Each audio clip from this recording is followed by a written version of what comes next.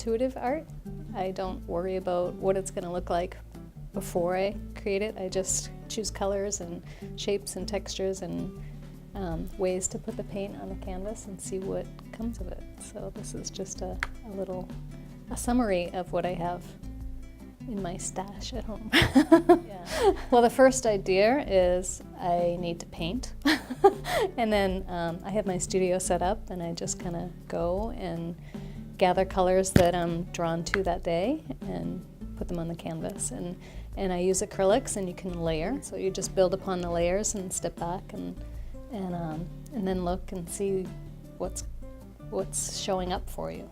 And it really depends on lots of different things, what's going on in your life or what's going on in your mind, just whatever is inspiring you. But that's one of the cool things about the acrylic too, is that you can just keep throwing layers on the canvas. I mean, it doesn't, very rarely is a painting completed in like one day.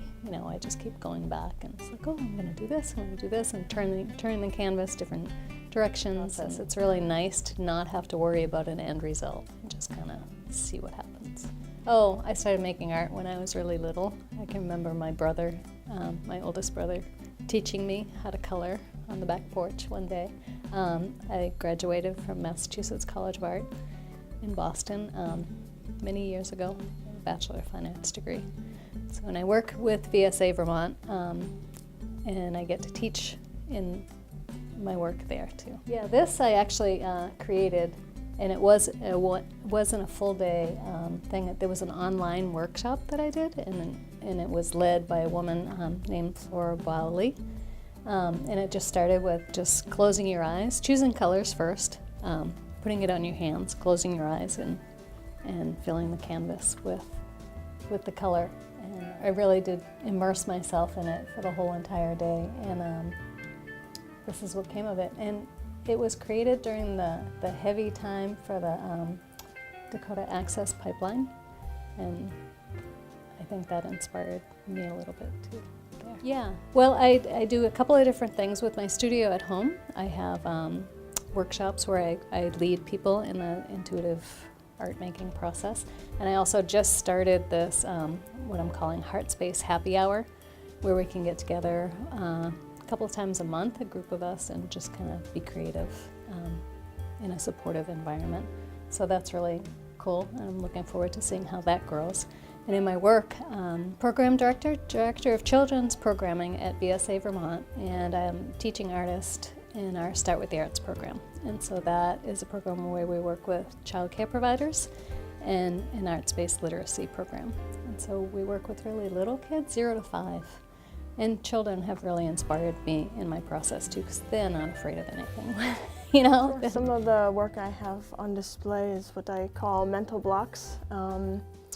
And they were born, I was sitting around a fire, and I do other odd jobs that involve wood. And so we were sitting around and I was tossing in the wood to the fire, and I exclaimed, "Wait, I can do something with these." And so I started painting them with all sorts of fun combinations of colors and adding inspirational words and quotes to them, and they were born. Some of the other work that I do are larger, colorful landscapes with trees. I use all sorts of different mediums, kind of whatever I have around that inspires me to make something. I have a few pieces called solar panels, which are representative of the chakra systems, and they have quotes on them.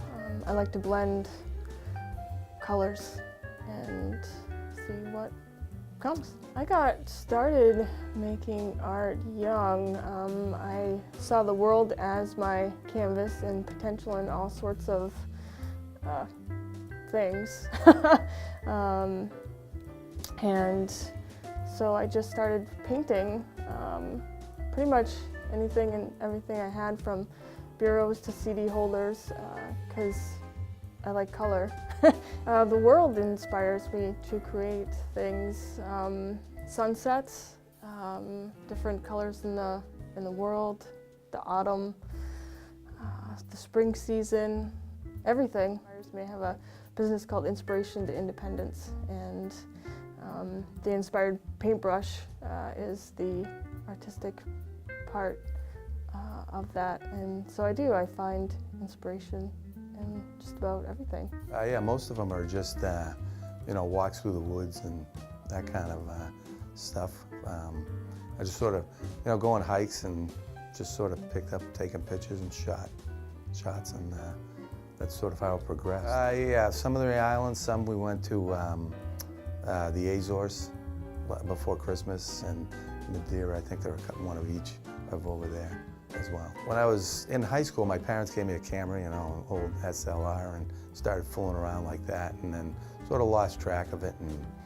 And with the digital age, it's a little more instantaneous, so it's a little, I don't know. I just picked it up a few years ago, I guess, getting serious about it. There's different things. I guess color probably is one thing, an effect or something. Sometimes I won't stop. Sometimes I'll go and I'll think, and then I'll come back and go, I should have taken that shot, and I'll go back, and so I don't know, it's kind of random with me. Yeah, that was actually, that's over in the Adirondacks. We were snowshoeing one day, and the sun was just right, and the shadows were kind of splaying out, and the lighting was really nice, so I just sort of shot that, and came out good. So I have a collection of photographs on display here at LCATV, some current and some favorites from the past, and they all have a story. And so for me, photography and art in general is a conversation between the inside and the outside. And so when I see something on the outside, it might inspire or prompt something on the inside, and there's a dialogue. And so that's one of the things I really love about the creative process in art in general, is that conversation that it prompts within. So I've always been a visual person, and about 20 years ago I had some changes in my vision, and that changed the way that I saw. And so for a long time I kind of put away a camera and thought, I can't do that.